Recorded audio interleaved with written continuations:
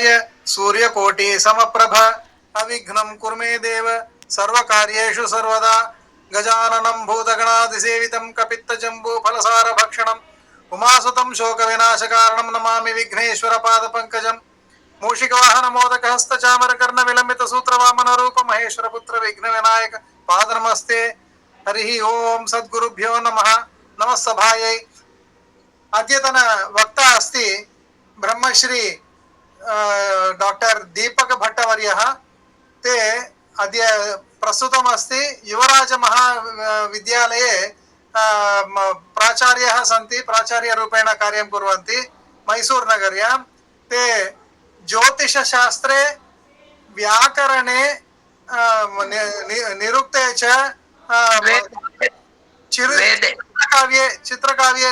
चित्रकाव्ये च नैपुण्यं प्राप्तवन्तः। ते अधिक श्रेष्ठः नैष्टिक ब्राह्मणः। ते निष्ठारूपेण तत्र सर्व अनुष्ठानं कृत्वा जीवनं साधयन्ति, सर्वेभ्यः मार्गदर्शनं कुर्वन्ति। ते बहु श्रेष्ठत्वेन पाठयन्ति सर्वान्। महा अस्माकं सौभाग्यमस्ति तेषाम् आगमनम् अत्र। अस्माकम् अदृष्टः किम् इत्युक्ते ते सद्यः पृष्ठे सति अङ्गीकृतवन्तः अस्माकं शृङ्खलायाम् उपन्यासं दातुं। भवन्तः सर्वे एतेषां वाक्यं श्रुत्वा आनन्दं प्राप्नोति निश्चयेन इति मम विश्वासः। इदानीम् एतेन परिचयेन अहं भट्टवर्यं प्रार्थये उपन्यासं प्रारम्भं कुर्वन्तु इति।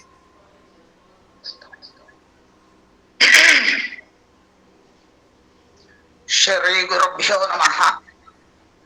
शुक्लां ब्रह्म विचारसार परमाम् आद्यां जगद्व्यापिनीं वीणा पुस्तकधारिणीम् अभयदां जाड्यान्धकारापहाम् हस्ते स्फाटिकमालिकां विदधतीं पद्मासने संस्थितां वन्दे तां परमेश्वरीं भगवतीं बुद्धिप्रदां शारदाम्। सर्वेभ्यः प्रणामाः। विशेषेण अस्याम् उपन्यासमालिकायां माम् आहूतवन्तः सन्ति रामनारायण महोदयाः। तेभ्यः अनन्तान् धन्यवादान् प्रणामपुरस्सरं समर्पयामि।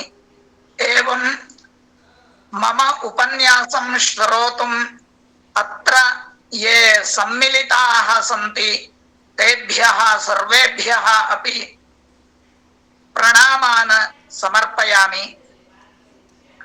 विषयः चित्रकाव्यम् इति।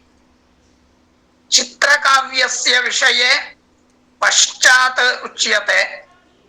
तस्मात् प्राक् किञ्चित् काव्यविषये उच्यते। तत्र काव्यं नाम कवेः कर्म काव्यम् इति उच्यते। सर्वेपि जानन्ति एव। कवेः कर्म इति वचनेन कविः नाम श्लोककर्ता। अतः कवेः कर्म नाम श्लोकरचना इत्यर्थं बहवः सम्पादयन्ति। अतः ये श्लोकरचनां कुर्वन्ति ते कवयः इति बहवः मन्यन्ते। वस्तुतः तथा नास्ति।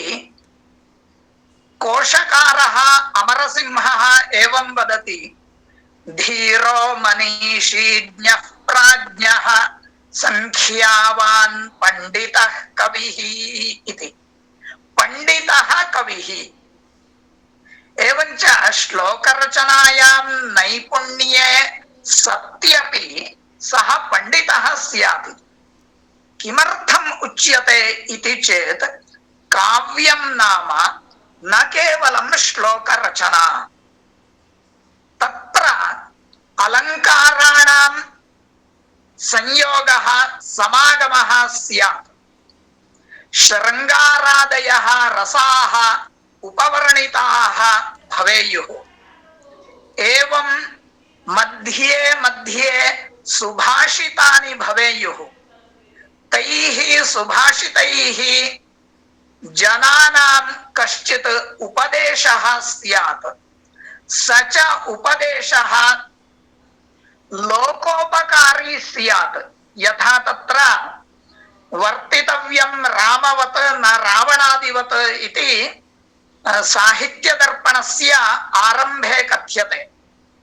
एतादृशः उपदेशः यत्र भवति, उपदेशेन सह यत्र अलङ्काराः रसाः भवन्ति, एवं जनाकर्षकः पदप्रयोगः भवति, तदेव काव्यम् इति उच्यते। अतः एव आलङ्कारिकाः विविधानि लक्षणानि प्रतिपादयन्ति। यथा वाक्यं रसात्मकं काव्यम् इति, रीतिरात्मा काव्यस्य इति, रमणीयार्थ प्रतिपादकः शब्दः काव्यम् इति, एवं नाना लक्षणानि आलङ्कारिकाः प्रतिपादयन्ति। अतः न केवलं श्लोकरचना, तत्र अन्तरार्थः एवं उपदेशः, रसः, अलङ्कारः सर्वोऽपि तत्र संगतः अथवा संयोजितः स्यात्। तदेव काव्यम् इति उच्यते। एतादृंशि काव्यानि यः रचयति स एव कविः भवति। स एव लोके सर्वदा समाद्रियते, सर्वैः अपि समाद्रियते सः। एवं तत्र काव्यं नाम शतश्लोकात्मकं काव्यं भवेत्, द्विशतात्मकं भवेत्, कदाचित् सहस्रात्मकम् अपि स्यात्। नाम सहस्रं श्लोकाः यत्र भवन्ति तादृशम् अपि एकं काव्यं स्यात्। तादृशस्य काव्यस्य महाकाव्यम् इति व्यवहारः। ते च महाकवयः। अतः काव्यरचनायां तत्र पद्यरचनायां श्लोकरचनायां वा नैपुण्ये सत्यपि सर्वे महाकाव्यानि रचयितुं समर्थाः न भवन्त्येव। तत्र विशिष्टं पाण्डित्यम् अपेक्षितं भवति। एवं तत्र बहवः अस्माकं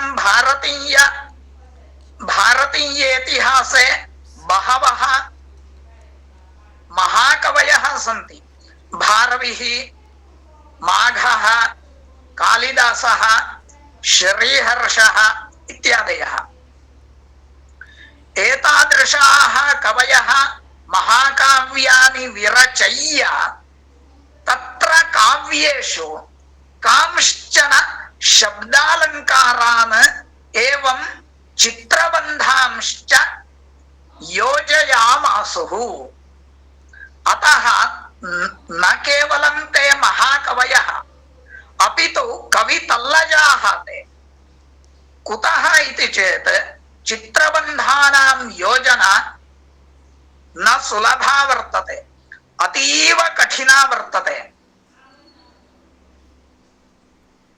इदानीं तत्र चित्रबन्धानां प्रारम्भस्तरः अथवा आरम्भे स्तरः, प्राथमिकः स्तरः कः इति चेत् यमकम् इति उच्यते। यमकं कथं प्रयुज्यते इति प्रथमम् अहं वदामि। यमकं नाम समानशब्दानां पदप्रयोगः। कदाचित् सुन्दरः सुन्दरः सुन्दरः, रमणीयः रमणीयः रमणीयः एवं प्रकारेण स्यात्। कुत्रचित् सुन्दर दर धर एवं प्रकारेण अनुप्रासः स्यात्। क्वचित् एकेनैव अक्षरेण पदानां प्रारम्भः भवेत्। यथा कृष्णः, कृत्यं, कृतं, कृपा इत्येवं प्रकारेण कृ इति प्रथमाक्षरं स्वीकृतं चेत् तेनैव पदम् आरभ्यते। कृष्णः, कृत्यं, कृतं, कृपा इत्येवं प्रकारेण। एवमेव तत्र यत् पदं प्रयुज्यते तत् विलोमरूपेण अस्माभिः प्रयोक्तव्यम्। कनकम् इति भवति। कनक, कनक इत्यस्य विलोमप्रयोगेऽपि कनक इत्येव भवति। एतादृशानां पदानां यः अत्यधिकतया सङ्ग्रहं करोति सः यमकं रचयितुं समर्थः भवति, एवं चित्रबन्धं रचयितुं समर्थः भवति। अतः तत्र काव्यं नाम रसादिकं भवत्येव, अलङ्कारादिकं भवत्येव। तैः सह यदि चित्रबन्धः एवं यमकम् इत्यादिकमपि योज्यते तर्हि तत् काव्यम् अत्युत्कृष्टं स्यात्। एवं जनमानसे आचन्द्रार्कं तत् काव्यं तिष्ठेत्, तिष्ठति च, नास्त्यत्र संशयः। एवं तत्र काव्यस्य विषये किञ्चित् उक्त्वा यमकानां विषये कानिचन काव्यानि कथ्यन्ते। अपरः एकः विषयः अत्र वक्तव्यो वर्तते। एतैः रामनारायण महोदयैः चित्रकाव्यविषये भाष्यते वा इति उक्तं। वस्तुतः तैः एवं नोक्तम्। कृपया एकः उपन्यासः क्रियताम्, दीयताम् इत्युक्तम्। पश्चात् उक्तं कश्चित् विषयः सिद्धीकृतः अस्ति चेत् तमेव विषयं भवन्तः वदन्तु, प्रतिपादयन्तु इति। तदा मया उक्तम् एवं यदि पूर्वं यः सिद्धीकृतः विषयः भवति स एव उच्यते चेत् तत्र अस्माकम् उपन्यासे कौशल्यं न भवति, अस्माकं ज्ञानं न वर्धते कदापि। पूर्वं यत् संगृहीतं तत् उक्तं भवति, पौनः पुन्येन तस्यैव प्रवचनं भवति। अन्ते ये शृण्वन्ति उपन्यासं ते वदन्ति अयं पण्डितः पौनः पुन्येन एकमेव विषयं प्रतिपादयति। अतः मया उक्तं कृपया भवद्भिः सूचना प्रदीयताम्। या सूचना प्रदीयते तां सूचनाम् अनुसृत्य तद्विषयम् अधिकृत्य मया भाष्यते इति कथितम्। तदानीं रामनारायण महोदयैः कथितं चित्रकाव्य विषये भवान् वदति वा इति। अस्तु वदामि इति कथञ्चित् धैर्येण अहम् अवादिशम्। कुतः इति चेत् अस्माकमपि तत्र किञ्चित् मस्तकस्य कार्यं भवति, अस्माकं मस्तकेऽपि किञ्चित् कार्यं भवति, एवम् अस्माकं ज्ञानमपि वर्धते। अतः अस्तु इति अहम् अङ्गीकारशम्। वस्तुतः तत्र चित्रकाव्यानां विषये उपन्यासः प्रदीयेत तर्हि चित्रकाव्यं संवत्सरपर्यन्तम् अधीतं स्यात्। एकैकस्य चित्रकाव्यस्य एकं संवत्सरं, संवत्सरद्वयं, संवत्सरत्रयं वा अध्ययनं कृतं स्यात्। तेनैव सः पण्डितः चित्रकाव्यविषये सर्वमपि वक्तुमर्हति। सम्प्रति अहं तथा नास्मि। कुतः इति चेत् 10 दिनेभ्यः प्राक् एतैः प्रार्थना कृता। अतः 10 दिनैः कानिचन काव्यानि एवं कांश्चन श्लोकान् दृष्ट्वा तेषां संग्रहं कृत्वा अत्र प्रस्तोतुं सिद्धः अस्मि अहम्। अतः अहं काव्यानि न जानामि, काव्यानां नामधेयानि अत्र उल्लिखामि। यथा तत्र एकं काव्यं कीचकवधम् इति। कीचकवधं नाम नीतिवर्मणः काव्यं। नीतिवर्मा इति कश्चित् कविः इदं काव्यं विरचयामास इति श्रूयते। कीचकवधम् इति श्रवणेनैव ज्ञायते कीचकस्य हननम् इति। कदा इति चेत् द्रौपदीं दृष्ट्वा कीचकः मोहं गतः एवम् अतीव द्रौपदीं पीडयामास। तस्मिन् काले भीमः तत्र समागत्य कीचकं जघान। इयमेव कथा अत्र उपवर्णिता वर्तते। अतः कीचकवधम् इति। अत्र प्रायः यमकानि बहूनि सन्ति। एवं श्लेषालङ्कारः बहुत्र प्रयुक्तः अस्ति। अतः इदमपि काव्यं चित्रकाव्ये बहवः योजयन्ति वर्णयन्ति च। अपरमेकं काव्यं नलोदयः। इदम् अन्यदेकं काव्यम्।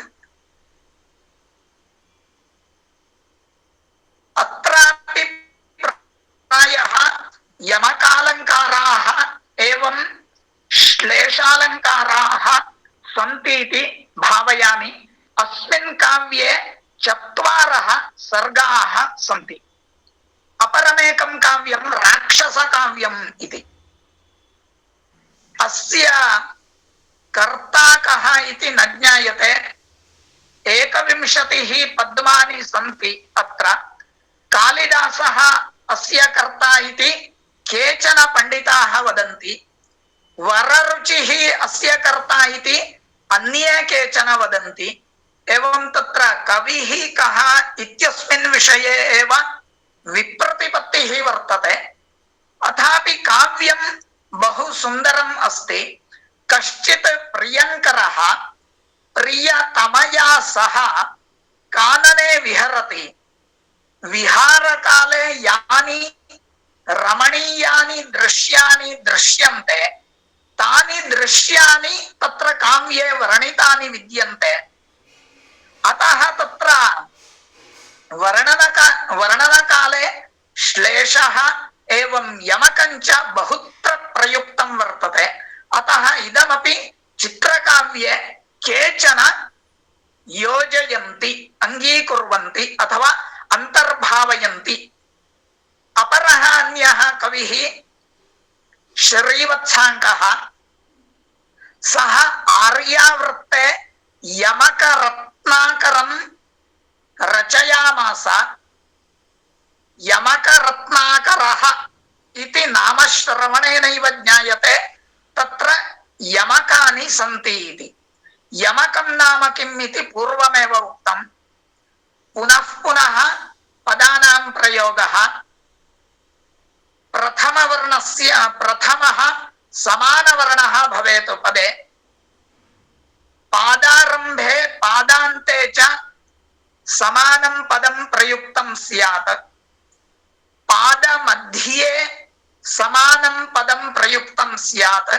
एवं विभिन्नानि यमकानि सन्ति। तत्र आदियमकं, मध्ययमकम्, अन्त्ययमकम् इति च उच्यते। इमानि यमकानि भट्टिकाव्येपि भट्टिना प्रदर्शितानि विद्यन्ते। एवं अन्यः एकः कविः वेङ्कटेशः इति। सः रामयमकार्णवं विरचयामास। एवं रामचन्द्रोदयं व्यररचत। श्लेषमालाम् अजग्रन्थत। अपरम् एकं काव्यं राघव यादव पाण्डवीयम्। बहु विशिष्टं वर्तते, बहु विचित्रं वर्तते। राघव यादव पाण्डवीयम् इति। राघवो नाम रामः, श्रीरामः। यादवो नाम श्रीकृष्णः। पाण्डवस्तु धर्मराजः अथवा कुरुवंशम्। एतत्त्रयमपि एकेनैव काव्येन वर्ण्यते। तत्र एकः श्लोकः पठ्यते चेत् सः रामायणमपि प्रतिपादयति, भागवतमपि निरूपयति, एवं महाभारतमपि वर्णयति। इत्थं सर्वे श्लोकाः अर्थत्रयं वर्णयन्ति। अस्य काव्यस्य। अतः एतत् त्रिसन्धानं काव्यम् इत्यपि उच्यते। एवमेव अपरम् एकं काव्यम् अस्ति, तत् द्विसन्धानम् इति काव्यम्। तत्र सर्वत्र श्लोकेषु अर्थद्वयं वर्तते, अतः द्विसन्धानं काव्यम् इत्येव नामधेयम्। पूर्वं मया राघव यादव पाण्डवीयम् इति कथितम्। अत्र यादव शब्दः निष्कासनीयः, त्यक्तव्यः। राघव पाण्डवीयम् इति अपरम् एकं काव्यम्। इदमपि बहु प्रसिद्धमेव वर्तते। सर्वे श्लोकाः अर्थद्वयं निरूपयन्ति। एकः अर्थः रामायणविषये भवति, अपरः अर्थः महाभारतविषये भवति।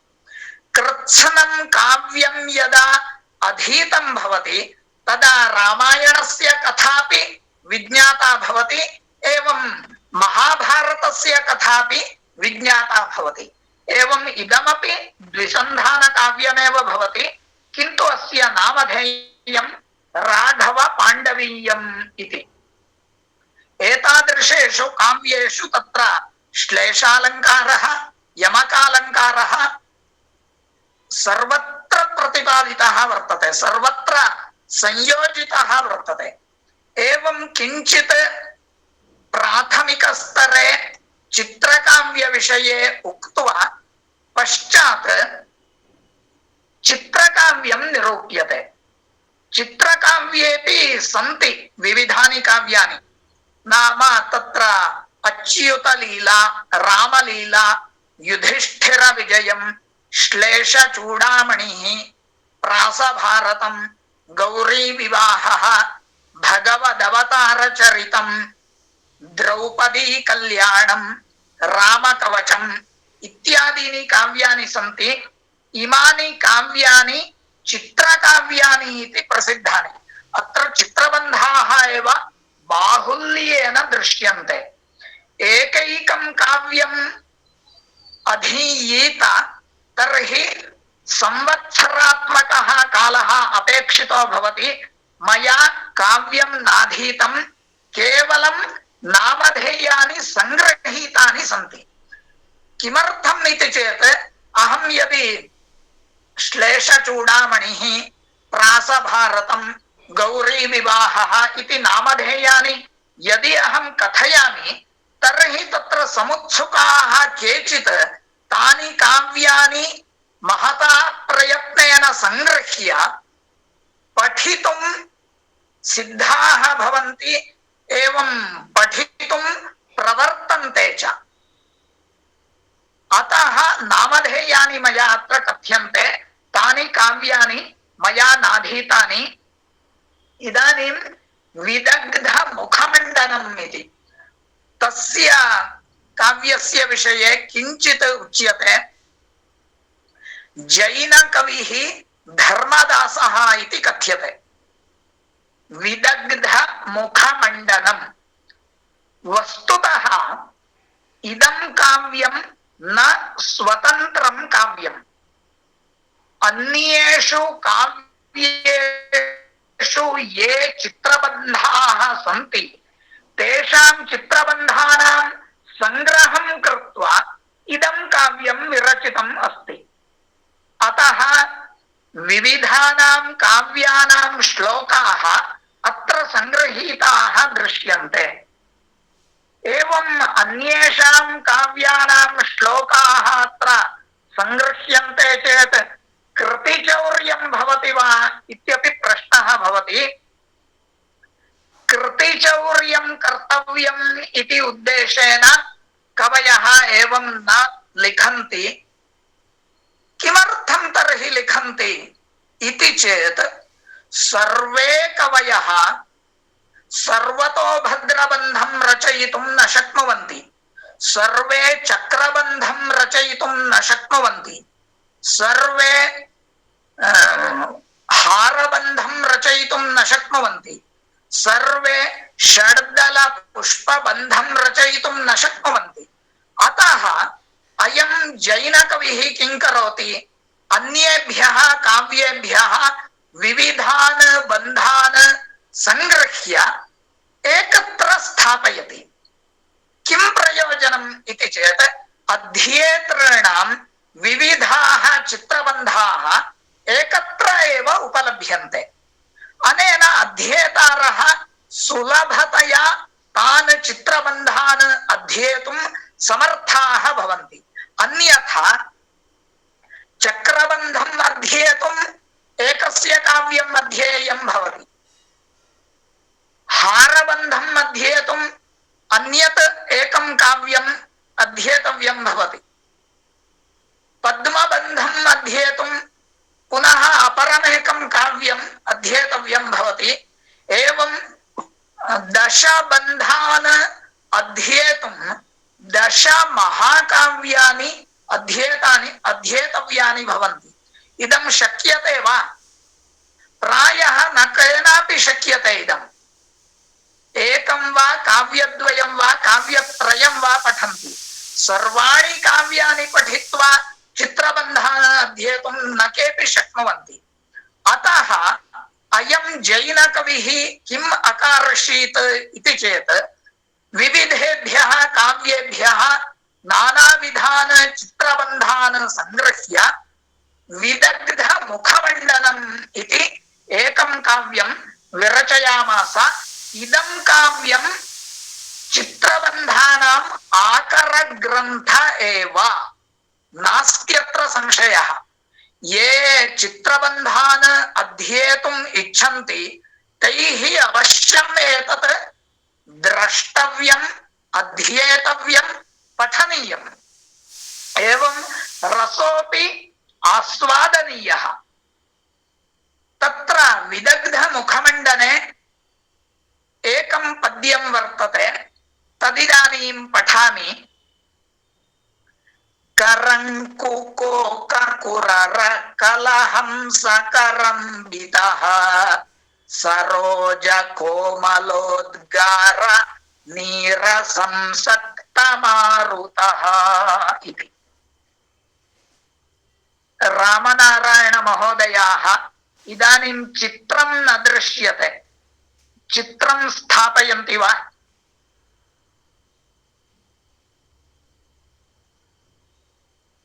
रामनारायण महोदयाः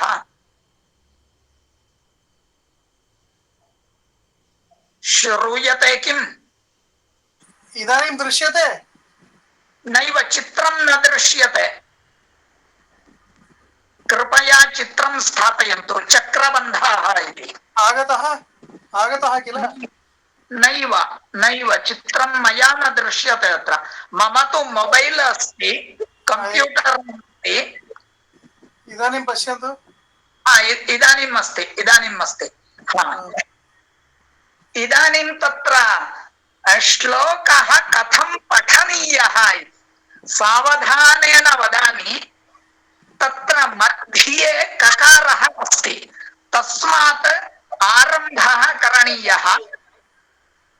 उपरि भागे उत्तरम्, अधोभागे दक्षिणम्, एवं दक्षिणभागे पूर्वं, वामभागे उत्तरम् इति चिन्तयन्तु भवन्तः। मध्यात् उपरि गन्तव्यं, नाम मध्यात् उत्तरां दिशं गच्छेत्। करङ्कुको इति लब्धं, करङ्कुको इति। पुनः मध्ये आगन्तव्यं, काकुरर इति भवति। काकुरर, का नाम तत्र को का इति, अन्तिमम् अक्षरम् उपरि को इति लब्धं। कोक कुरर, कुरर इति पठित्वा पुनः मध्ये आगन्तव्यं। मध्यात् अधः पठनीयं। कलहंस, कलहंस, पुनः मध्ये गन्तव्यं। वामभागे पठनीयं। करम्बितः इति। करङ्कुकोककुरर कलहंस करम्बितः इति पठनम्। अनेन पादद्वयं समाप्तं भवति। बहु विचित्रं वर्तते। पश्चात् द्वितीय तृतीयः चतुर्थः पादः एतौ कथं पठनीयौ इति चेत् तत्र पश्चिमभागस्य उत्तरभागस्य च मध्ये नाम वायव्यादिक् वर्तते। तत्र वर्तुले अक्षरद्वयं वर्तते सरो इति, तत् पठनीयं। सरो पश्चात् मध्ये आगन्तव्यं ज, सरोज। पश्चात् उत्तरे अन्ते उपरि एकम् अक्षरम् अस्ति को इति, तत् पठनीयं सरोज को। तदनन्तरं वृत्ते यदस्ति तदेव पठनीयं कोमलो। अन्ते मध्ये आगन्तव्यं किञ्चित् अन्तः द्गा इति अस्ति कमलोद्गा। र इति दक्षिणपार्श्वे अन्तिमम् अक्षरम्। एवञ्च सरोज कोमलोद्गार इति लब्धम्। सरोज कोमलोद्गार। पुनः अग्रे वृत्ते किमस्ति नीर, अन्तः गन्तव्यं सं नीरसं। अधोभागे अन्तिमम् अक्षरं स नीरसंस। पुनः वृत्ते आगन्तव्यं क्त मा, अन्ते गन्तव्यं रु नीरसंसक्त मारु मारु। पश्चात् वामभागे अन्तिमम् अक्षरं तः इति मारुतः नीरसंसक्त मारुतः इति। श्लोकः समाप्तः।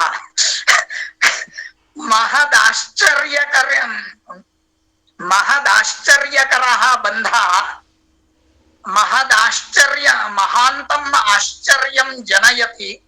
एवं किं पठितुमपि महान्तं क्लेशम् उत्पादयति। पुनः पुनः पठित्वा अभ्यासः करणीयः। करङ्कुको कुरार कालहंस करम्बितः इति। पुनः सरोज कोमलोद्गा र नीर सं सक्तमारुतः इति। प्रायः कथं पठनीयम् इति भवद्भिः विज्ञातम् इति अहं भावयामि। एवं पदानां संयोजनेन प्रयोजनं किमपि नास्ति। तत्र अर्थोऽपि युक्तः स्यात्, उचितः स्यात्। तदानीमेव बन्धस्य औचित्यं भवति। अन्यथा सः पदबन्धः अथवा चित्रबन्धः व्यर्थ एव भवति। अत्र पदानाम् अर्थेऽपि क्लेशो नास्ति, दोषो नास्ति। करङ्कु इति अस्ति। कः नाम वायुः, रङ्कुः नाम हरिणः मृगः। करङ्कु नाम प्रायः वातप्रमीः इति उच्यते। वातहरिणः इति नाम यस्याः दिशः वायुः वाति तस्याः विरुद्ध दिशि अयं हरिणः धावति। अतः करङ्कुः इति नामधेयम्। एवं कोकः इति, कोको नाम वृकः। करङ्कु कोकः वृकः। कुररः नाम समुद्रश्येनः इति कथ्यते। कलहंसः हंसस्यैव प्रभेदः। करम्बितः मिश्रितः इत्यर्थः। एवञ्च अत्र वायुः कथम् अस्ति, वायुः कथं वाति इति चेत् तत्र वातहरिणेन एवं वृकेण एवं समुद्रश्येनेन एवं कलहंसेन युक्तः वर्तते इति कथितम्। तृतीयपादे पुनः सरोज कोमलोद्गार सरोज सरोजं नाम कमलम् सरोजं नाम कमलम् इति न वक्तव्यम् अत्र सरोजं नाम सरसि जातम् इति व्युत्पन्नपक्षः स्वीकार्यः न तु अव्युत्पत्तिपक्षः व्युत्पत्तिपक्षः स्वीकार्यः सरोजं नाम सरसि जातम् किं तत् कमलं कमलोद्गार उद्गारः नाम वमनं बहिः निष्कासनं निस्सरणम् इत्यर्थः। किम् इति चेत् कमलोद्गार नीरसंसक्त कमलात् बहिः नीरं नाम जलम् आयाति। तत् कथम् इति चेत् कमलस्य मुकुलम् एवं भवति अथवा मुकुलः एवं भवति। तत्र शरद ऋतौ हेमन्तकाले वा अतीव शैत्यं भवति, हिमं पतति कमलस्य उपरि। यदा कमलम् एवं विकसति विकसनवेलायां तत्रत्याः जलबिन्दवः उत्क्षिप्ताः भवन्ति, अतः नीर इति उक्तम्। कमलोद्गार नीर संसक्त संसक्त नाम युक्तम् इत्यर्थः। मारुतः मारुतः नाम वायुः इति। एतादृशः रमणीयः वायुः अत्र कानने अस्ति इति अस्य चित्रबन्धस्य अर्थः।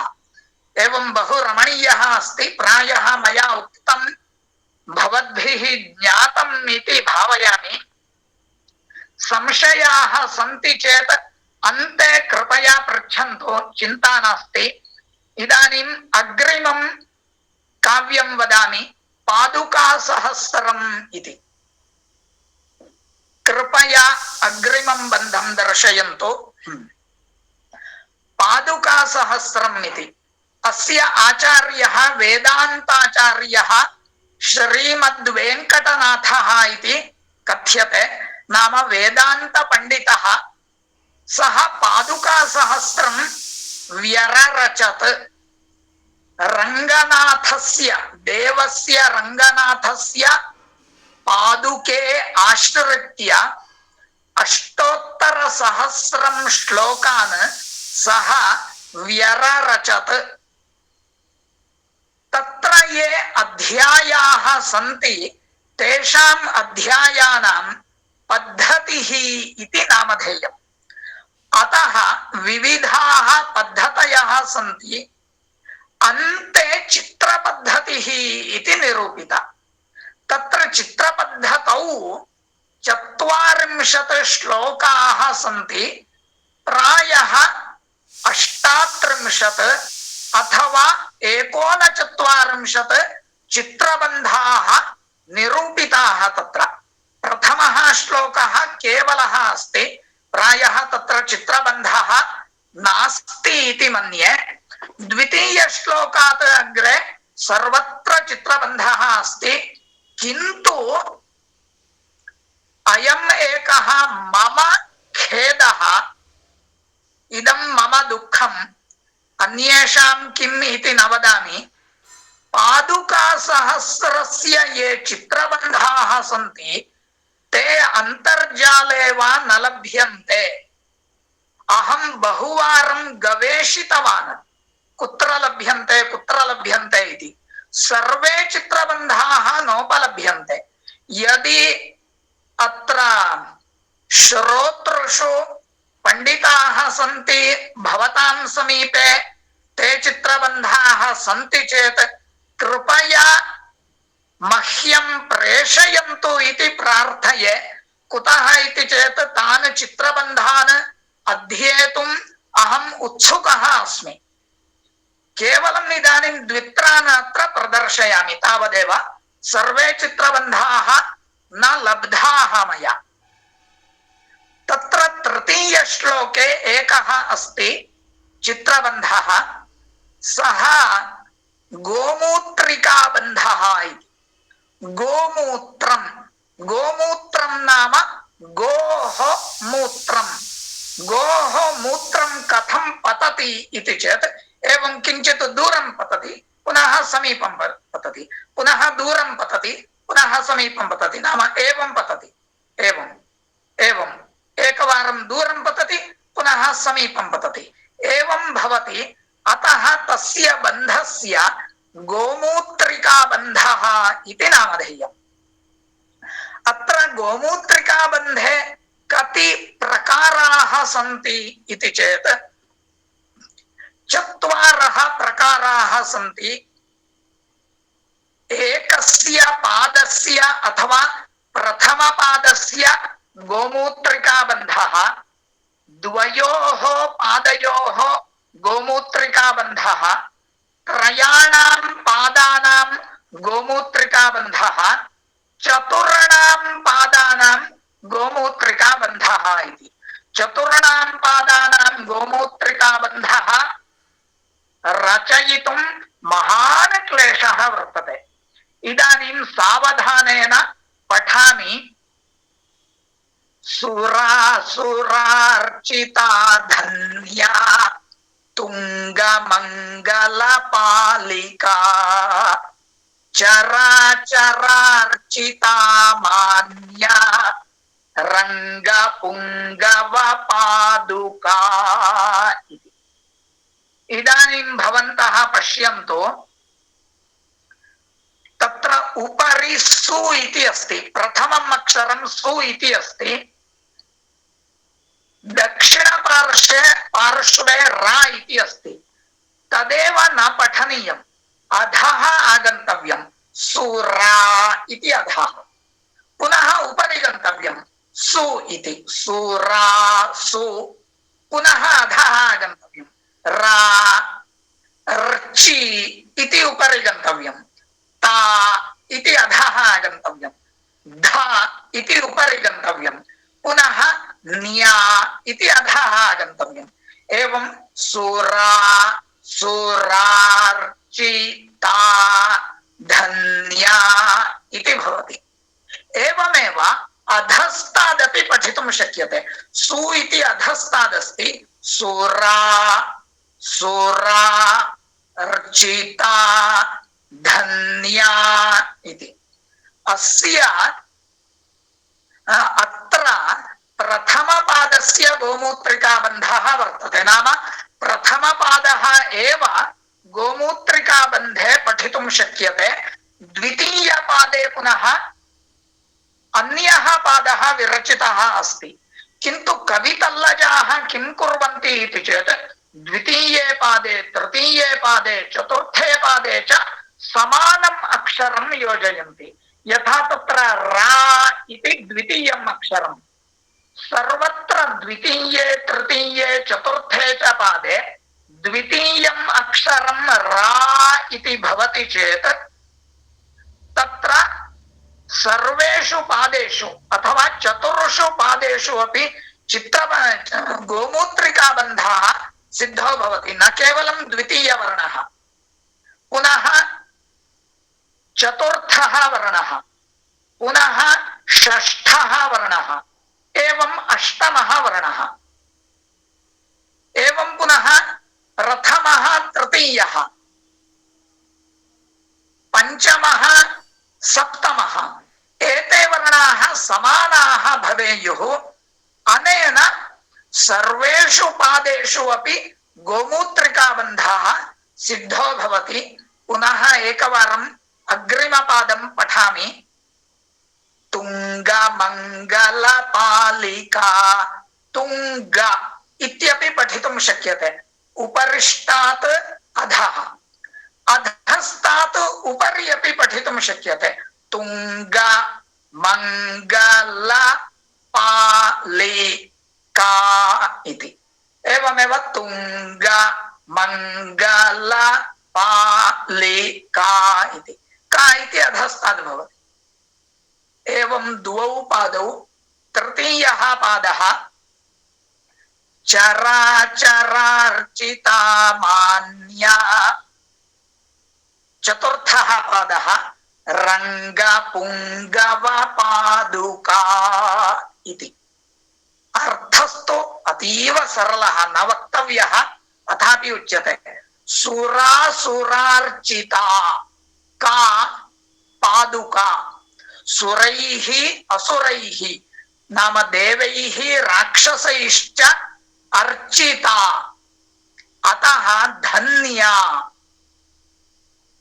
तुङ्गमङ्गलपालिका, तुङ्गं नाम अत्युत्कृष्टम् अत्युन्नतम् इत्यर्थः।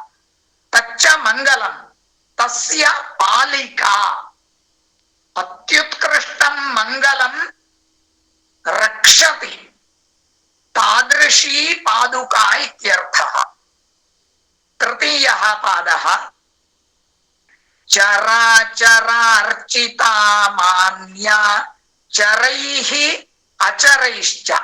चराः नाम चेतनात्मकः जन्तवः, अचराः नाम अचेतनात्मकः जन्तवः। एवं वृक्षाः अपि अचराः एव, तैः अर्चिताः, अर्चिता, अतः मान्या।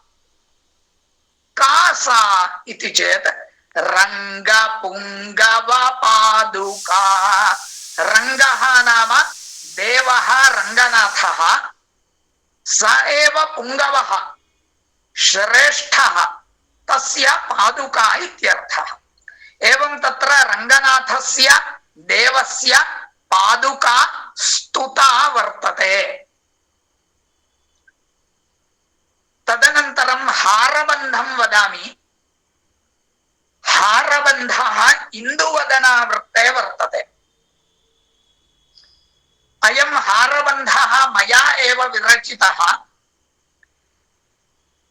क्षीरसरसीरस समुद्रमुदिमुद्र सागरगणागज समप्रमदमन्थ दानुजनुदानुत बलप्रलयलब्ध मापतिपदात् पर सुरद्रुरथ रम्या इति।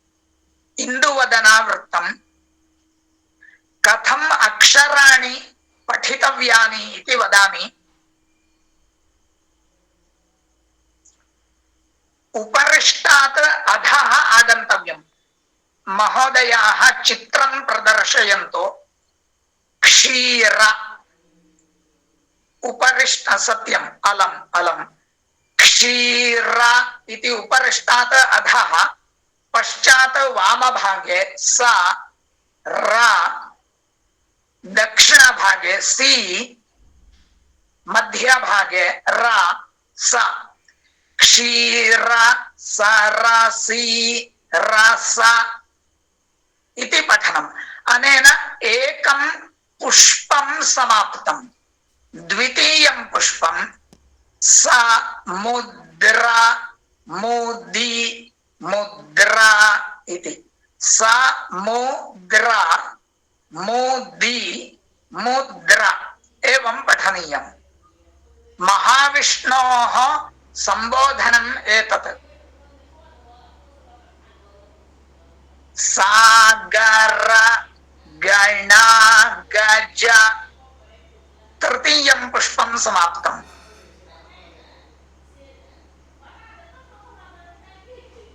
सम प्रमद मंथ इति। अनेन पादद्वयं समाप्तं भवति। पश्चात् अधस्तात् आरम्भः करणीयः, नाम अधस्तात् उपरि गन्तव्यं। पुनः दक्षिणं गत्वा मध्यं गत्वा वामं गच्छेत्, तदुपरि मध्यं गत्वा उपरि गच्छेत्।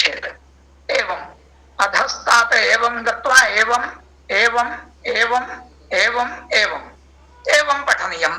आरम्भे तु मया एवम् इति कथितम्, एवं कथितम् अधस्तात्।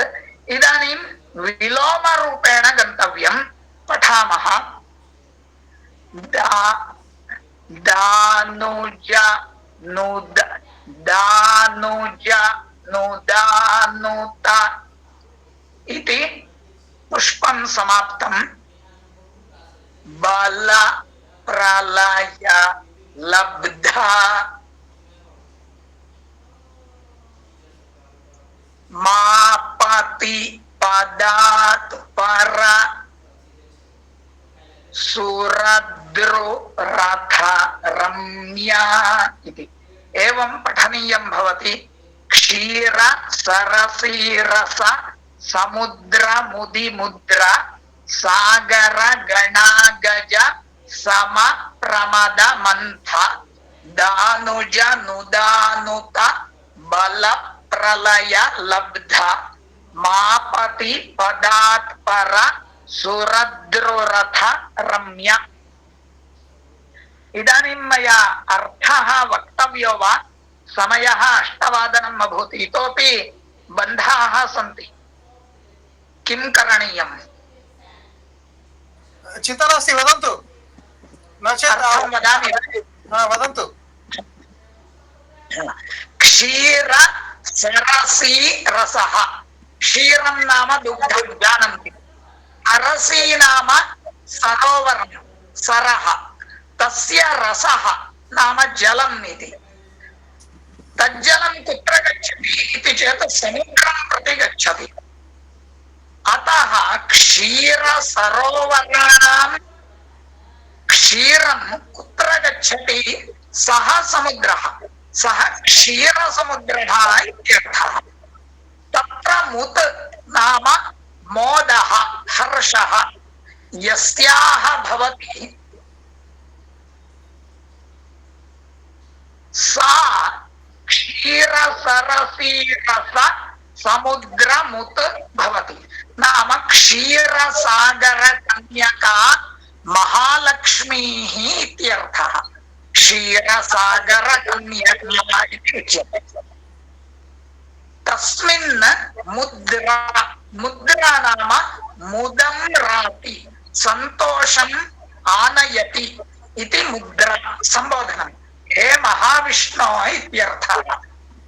सागर गणागज, सागरे ये गणाः सन्ति अथवा सागराणां ये गणाः सन्ति तत्र ये अगाः नाम पर्वताः सन्ति तैः जातः यः प्रमदः, गर्वः, अहङ्कारः अस्ति तेन समः प्रमदः नाम अहङ्कारः, गर्वः यस्य सः, सः सागर गणागज समप्रमदः भवति।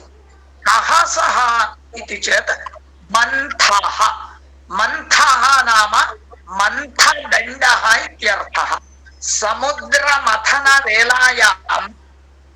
मन्दरपर्वतः मन्थदण्डत्वेन प्रयुक्तः वर्तते। सः मन्दरपर्वतः कः इति चेत् महाविष्णुः एव। अतः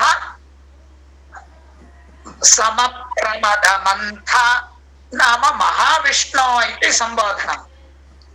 एवं दानुज नुदानुत, दानुजः धनुजानां समूहः अथवा धनुजानाम् अयं दानुजः,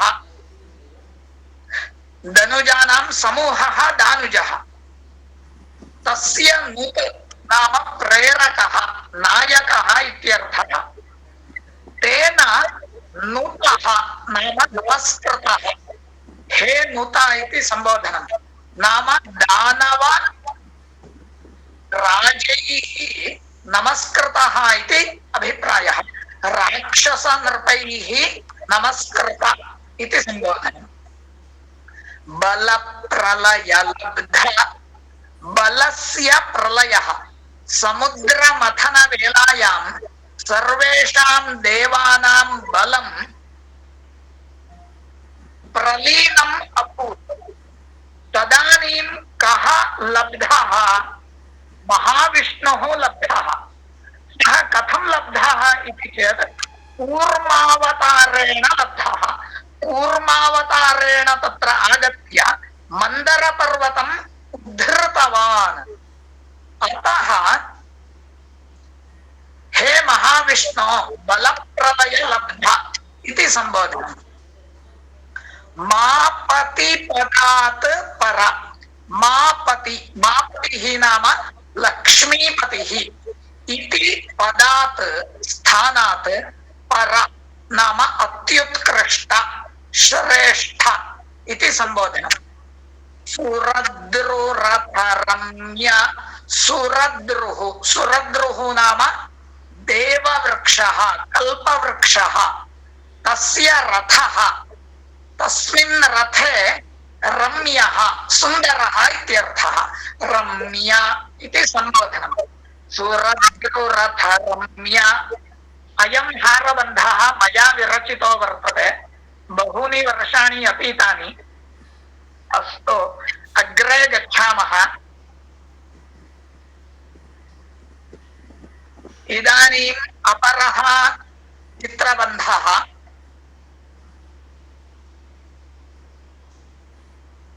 सः सर्वतोभद्रबन्धः प्रायः एतेषाम् अर्थान् अहं न वदामि कुतः इति चेत् अतीव विवरणं कर्तव्यं भवति केवलं सरलया रीत्या वदामि सर्वतोभद्रबन्धः कथं पठनीयः इति चेत् वामतः दक्षिणः नाम वामतः उपरि पार्श्वे यदक्षरम् अस्ति तस्मात् दक्षिणपार्श्वं गच्छेत् एवम् उपरिष्टात् अधः अपि आगच्छेत् एवम् अस्मिन् कोणे नाम अधस्तात् दक्षिणकोणे पुनः उपरि गन्तव्यम् एवं वामम् आगच्छेत् नाम एवं पठनम् पुनः अत्र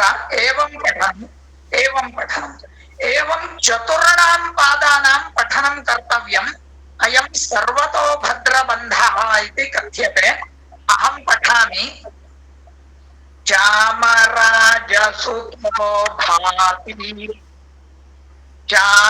चामराजसुतो भाति चामराजसुतो भाति चामराजसुतो भाति तदनन्तरं द्वितीयः पादः नाम द्वितीयवर्णात् आरम्भः कर्तव्यः मम जन्म स्वजा विभा मम जन्म स्वजा विभा मम जन्म स्वजा विभा मम जन्म स्वजा विभा पुनः तृतीयः पदः राजन्य वंशजा जातो राजन्य वंशजा जातो राजन्य वंशजा जातो राजन्य वंशजा जातो चतुर्थः पादः जन्म वंशेषु शस्वसु जन्म वंशेषु शस्वसु जन्म वंशेषु शस्वसु जन्म वंशेषु शस्वसु इति अतीव क्लेशः एवं रचना इत्युक्ते अर्थः कः अयं श्लोकः कथं पठनीयः कथं तस्य अर्थानुसन्धानं कर्तव्यम् इति चेत् प्रथमः पादः चतुर्थः पादः, तृतीयः पादः, द्वितीयः पादः एवं पठनीयं। तदानीम् अर्थबोधः भवति। चामराजसुतो भाति। चामराजः नाम दशमः चामराजः, तस्य सुतः नाम कृष्णराजः। प्रायः भवन्तः अपि जानन्ति इति मन्ये, नाल्वडि कृष्णराज ओडेयर् इति कथ्यते।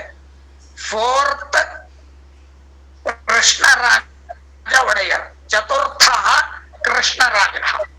सः भाति, शोभते इत्यर्थः। चतुर्थः पादः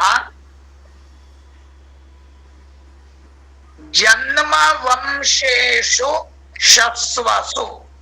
जन्मवंशः नाम क्षत्रियवंशः, तस्य इषुः नाम बाणः, सः पराक्रमसूचकः। तं शंसितवन्तः इति जन्मवंशेषु शस्वानः। तत्र पारदृश्वा पारदृश्वानौ पारदृश्वानः इति एकं पदमस्ति। तथैव इदं जन्मवंशेषु शस्वा, जन्मवंशेषु शस्वानौ, जन्मवंशेषु शस्वानः इति पदम्। अस्य सप्तम्यां बहुवचनं जन्मवंशेषु शस्वसु इति।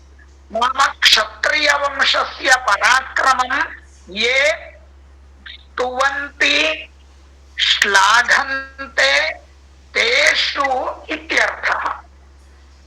अग्रे तृतीयः पादः राजन्य वंशजा जातो इति। अत्र पदच्छेदः राजन्य वंशजा जा अतः इति। जातः इति नास्ति पदम्, अजा अतः, अजातः इति श्रूयते तत्र।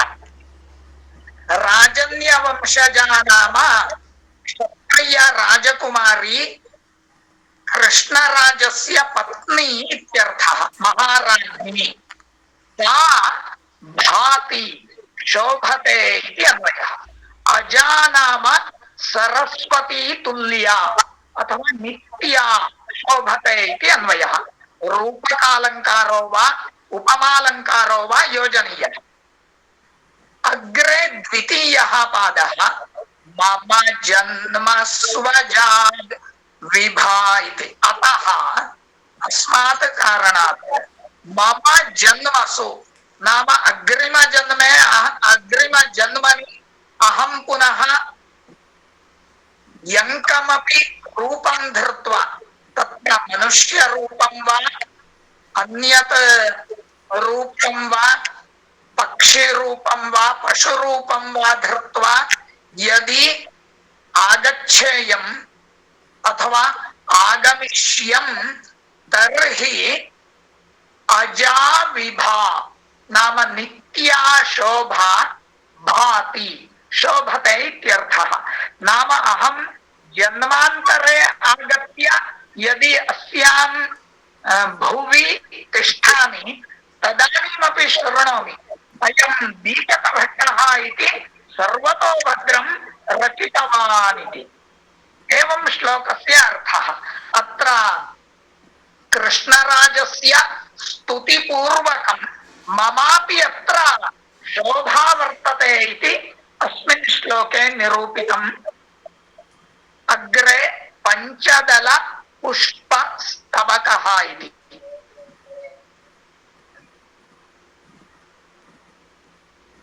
श्रीकृष्ण कृत्ये कृतकृत्यतास्ति पौरस्य रक्षा रसरञ्जनास्ति देशस्य षष्टिः शमशक्तिकास्ति वाचि प्रचित्ते चितचित्रतास्ति इति। तत्र चित्रं पश्यन्तु पञ्चदल स्तबकः इति। तत्र बाणस्य चिह्नं वर्तते अधोभागे, तस्मात् आरम्भः करणीयः। पूर्वं तत्र वामभागे यत् पुष्पम् अस्ति तस्य अधोभागे आरम्भः भवति। श्री कृ इति मध्ये वर्तते। श्रीकृष्ण कृत्ये कृत कृत्य नास्ति नास्ति इति तत्र वृन्तम् इति उच्यते। नाम प्रसवबन्धनं पुष्पस्य अधोभागे यद् भवति वृन्तम् इति कथ्यते तत् आस्ति। एवमेव द्वितीयं पुष्पं पौरस्य रक्षा रस रञ्ज नास्ति इति। नास्ति इति न अर्थः, रञ्जना अस्ति, रञ्जनास्ति इति। पौरस्य रक्षा रस रञ्जनास्ति। अग्रे तृतीयः पादः अधोभागे देशस्य शस्तिः शमशक्तिकास्ति। चतुर्थः पादः वाचित्रचित्ते चितचित्रतास्ति। अतीव सरलः श्लोकः। अर्थं वदामि। श्रीकृष्ण कृत्ये नाम कृष्णराजस्य कृत्ये कर्मणि कृतकृत्यता अस्ति, धन्यता अस्ति इत्यर्थः। तथा तत्र सर्वान् जनान् अतीव आदरेण प्रीत्या च सः राजा पालितवान्। अतः तस्मिन् कृत्ये नाम प्रजापालने कृतकृत्यता अस्ति इत्यर्थः। पौरस्य रक्षा रसरञ्जनास्ति। पौरस्य रक्षा नाम पुरजनानां रक्षा रक्षणं सापि रसरञ्जना अस्ति, रसवत् रञ्जयति इत्यर्थः। कदाचित् पौरजनानां रक्षा अपि अतीव क्लिष्टा भवति। कुतः इति चेत् परस्परं विरोधः जनानां मध्ये, किन्तु सर्वमपि विरोधं शमयन् सः कृष्णराजः प्रजारञ्जनं करोति स्म। अतः रसरञ्जनास्ति। देशस्य शस्तिः, शस्तिः नाम शासनम् इत्यर्थः। देशस्य राष्ट्रस्य शासनं शमशक्तिकास्ति। शमशक्तिः नाम तत्र निग्रहशक्तिः इत्यर्थः, सा तत्र वर्तते इति। एवं चतुर्थः पादः वाचित्रचित्ते चितचित्रतास्ति। वाचि नाम जिह्वायाम् अथवा वचनेषु भाषणेषु, चित्ते नाम मनसि, चितचित्रता चितं नाम संगृहीतं, चिता नाम संगृहीता, चित्रता नाम विचित्रता अस्ति इत्यर्थः। नाम एवं प्रजारञ्जनं कर्तव्यं चेत् अतीव बुद्धिशक्तिः अपेक्षिता भवति। सा बुद्धिशक्तिः कृष्णराजे आसीत् इति अभिप्रायः। अग्रे चतुर्दल कमलबन्धः। माता हिता पुरीभव वनवारिजैलाः लाजैरिवा नवलता वरभीरुभीकाः काभीरुभीरव इमा वद यादवेशं संवेद यादव नृपो रिपुताहितामा। अत्र द्वितीयपादे अन्ते अल्पः दोषः अस्ति। रवभीरु इति लिखितम् अस्ति, न रवभीरु इति, वर इति परिवर्तनीयम्। एवं तृतीयपादे भीरुभी वर इति अस्ति प्रायः भीरु भीरव इति परिवर्तनीयम्। कथं पठनम् इति चेत् अधस्तात् उपरि गन्तव्यम्। 6 अक्षराणि उपरिष्टात् पठेत्, नाम अधस्तात् उपरि पठन् गच्छेत्। माता हिता पुरी इति समाप्तम्। किमर्थम् एवं लिख्यते इति चेत् एषां षण्णाम् अक्षराणां विलोमरूपेणापि पठनं कर्तव्यं भवति। माता हिता पुरी भव वन वारिजैलाः, पुनः विलोमतः पठनं लाजैरिवा नव लता वरभीरुभीकाः काभीरुभीराः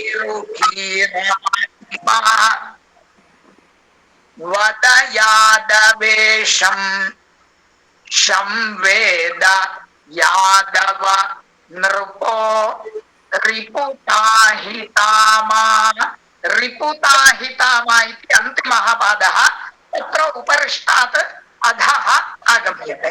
एवं प्रायः बहवः निर्गताः 4 सन्ति।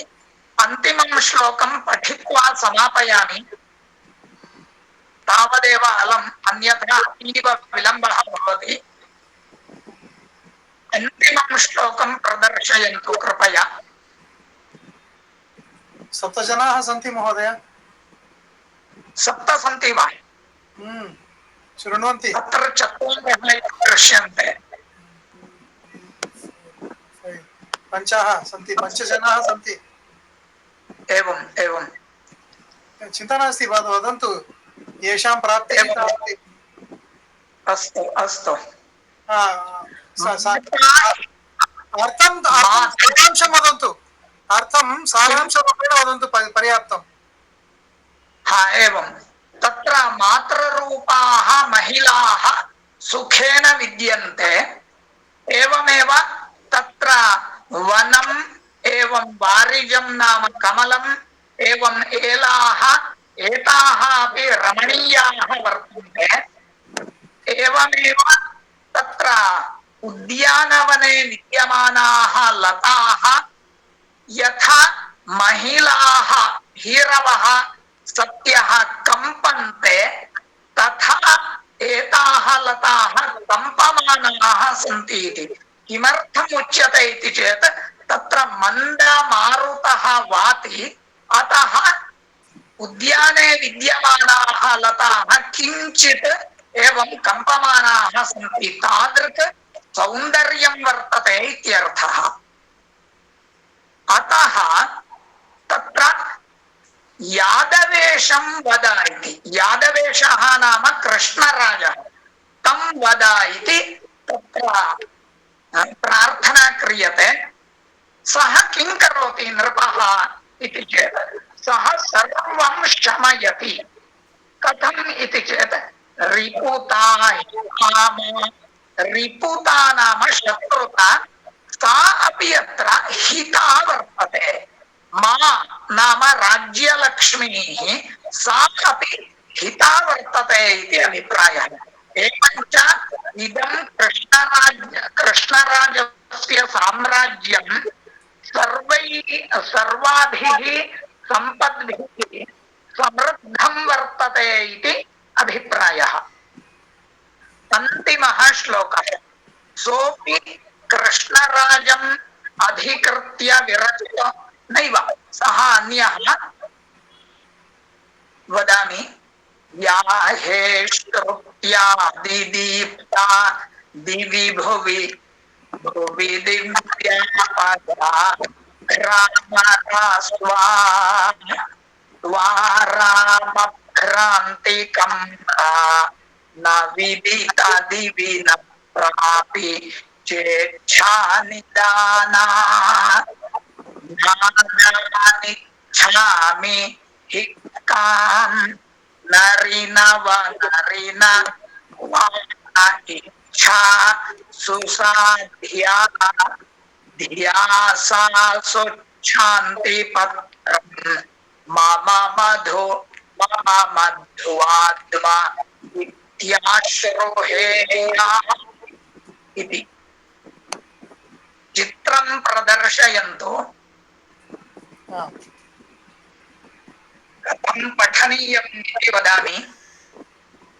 अतीव क्लेशः अस्ति अस्य पठनं नाम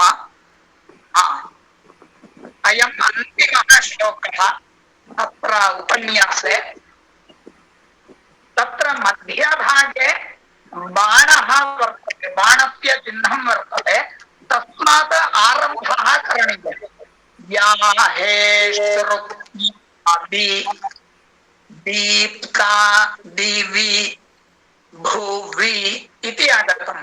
पुनः विलोमरूपेण पठनीयम्। भुवि दिव्यापगा भ्रामरास्वा इति पुनः विलोमरूपेण पठनीयम्। स्वारामभ्रान्ति कम्रा न विदिता पुनः विलोमः। दिवीन प्रापि चेच्छा निदाना पुनः विलोमः। नादानि छामि हिक्कां नरिनवा पुनः विलोमः। नरिन वाता इच्छा सुसाध्या पुनः विलोमः। धिया सा सुच्छान्ति पत्रम् मम मधु पुनः विलोमः। मम मध्वात्मा इत्याश्रो हेयाः इति।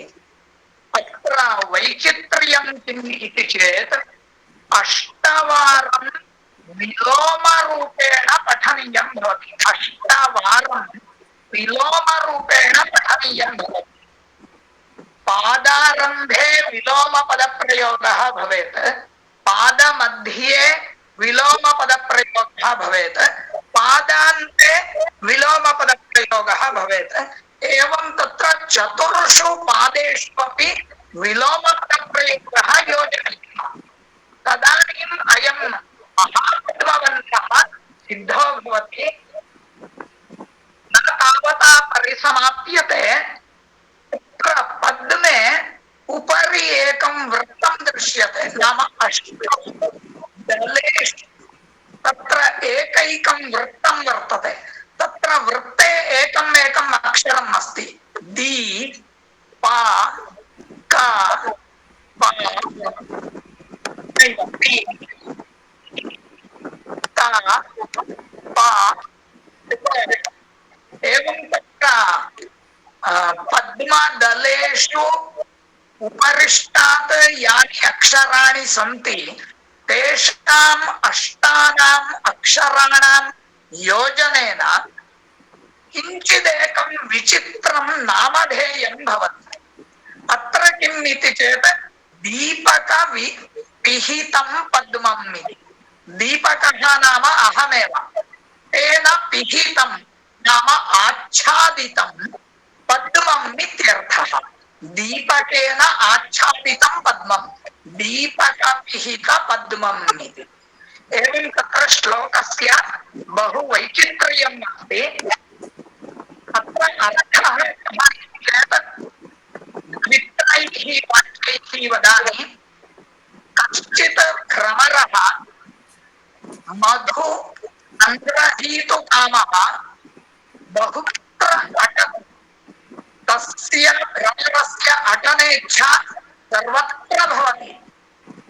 स्वर्गे अटति, भूलोके अटति, यथा नदी प्रवहति तद्वत् अटति, किन्तु मधु न लभ्यते, मकरन्दः न लभ्यते।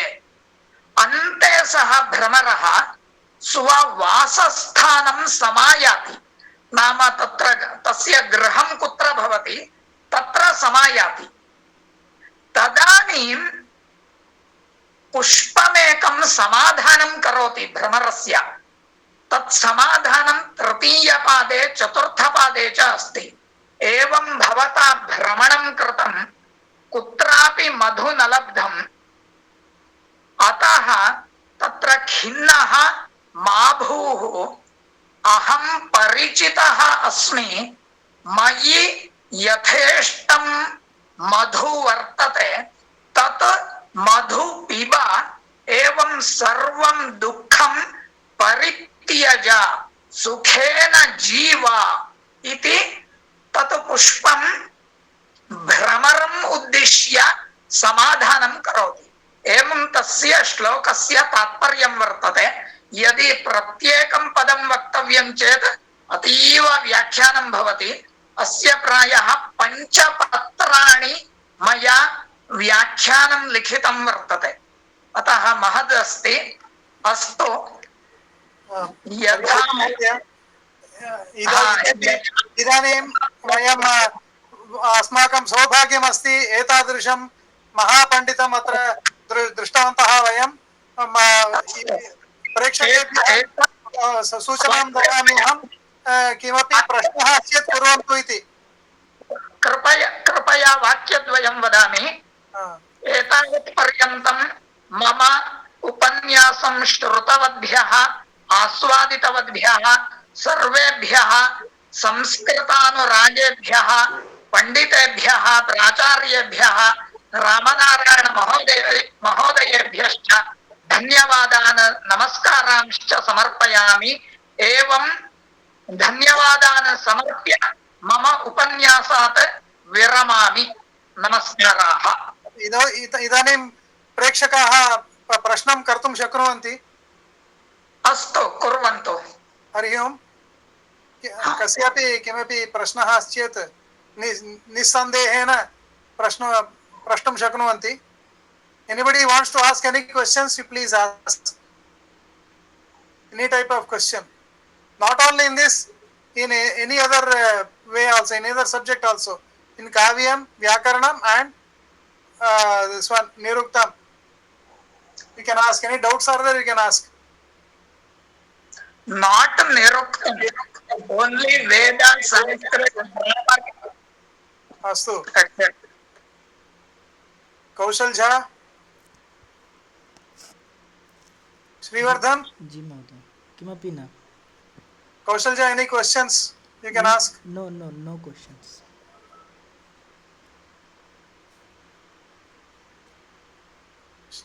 Varalakshmi, Srimati.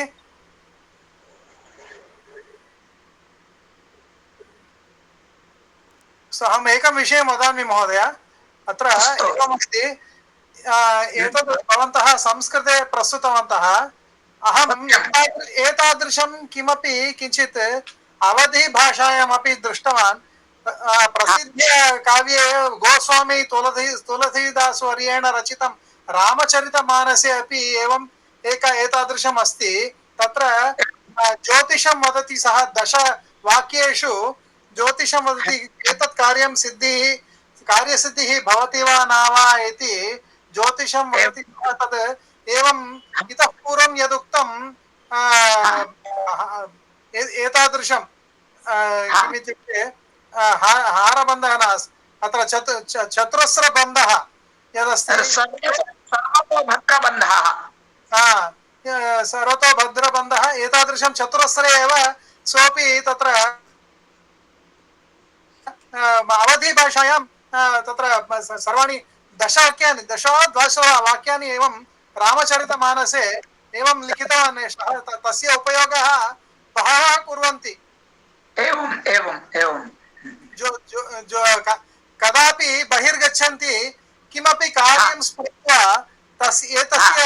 एतस्य उपरि एकम् अक्षरम् उपरि तेषां कलं स्थाप्यते, तर्हि अत्र किमपि एवं एकस्मिन् चतुरस्रे किमपि अक्षरः भवति, तस्य उपरि कलं स्थाप्य ततः आरभ्य एवं परिभ्रमणं कृत्वा 10 वाक्यानि निर्मीयते।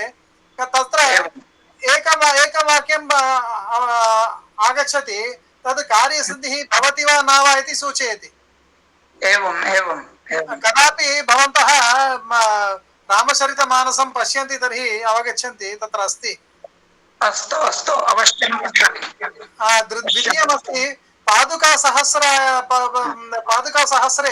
तद् वेदान्तदेशिकस्य पादुकासहस्रकाव्ये एकम् अक्षरम् एव उपयुज्य या इति एकम् अक्षरम् उपयुज्य श्लोकद्वयं वर्तते या यया या या यया या या यया यया या यया या या यया या इति किमपि एतादृशं किमपि रचितं तेन तथापि अक्षरद्वयेन अपि रक्षितं अक्षरत्रयेण अपि रचितम् एवम् अस्ति। एवं श्लोकाः सन्ति तत्र पादुकासहस्रे।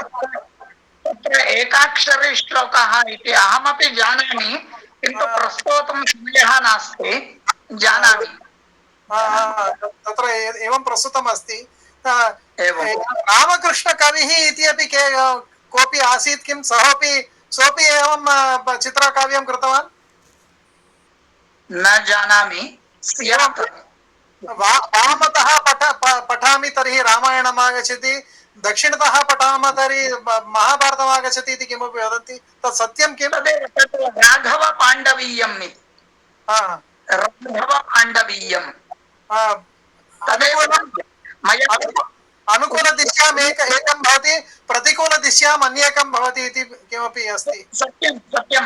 राघवपाण्डवीयम् मया अत्र उक्तं। तत् काव्यस्य नामधेयम् उक्तं, किन्तु काव्यं न उदाहरणं न दत्तं। जानामि। नैव नैव उदाहरणं मया न पठितं, किन्तु जानामि। काव्यस्य नामधेयं जानामि। महोदय, एतत् दीपकपिहित पद्मं रचितुं कियान् समयः भवन्तः व्यापितवन्तः? प्रायः 15 दिनानि अपेक्षितानि मया। अस्तु, 15 दिनानि। अस्तु तर्हि महोदय, प्रतिदिनं किञ्चित् किञ्चित् लिखितम्। Anybody has got any questions? Please ask. You are welcome to ask. Kaushal Jha, Srimati Varalakshmi, Srimati Veena Mantri, Srivardhan. No, sir. Veena, please give your email ID here in the chat box. Okay, sir. Srimati Varalakshmi, any questions? I am asking everybody so that to encourage all of you to speak out, and also encourage our speaker Dr. Deepak Bhatt. He needs no introduction. He is a very great man. So if you ask questions, he will be very happy. He will feel satisfied. अवश्यम् उत्तरं प्रदास्यामि, यथामति उत्तरं प्रदास्यामि। You need not hesitate. Anybody can ask even in English also, no problem.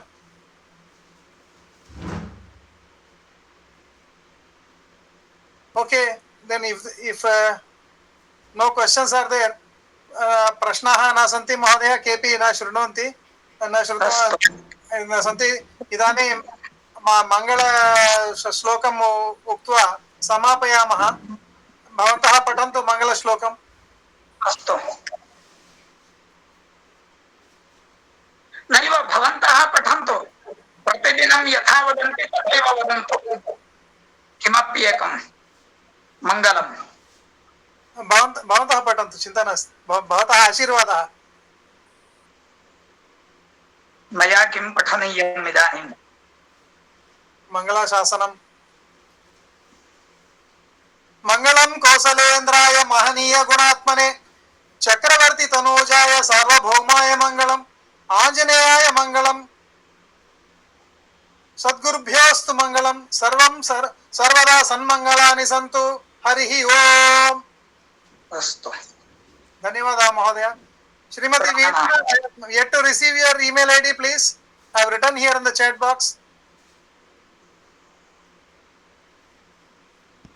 Harihi Om.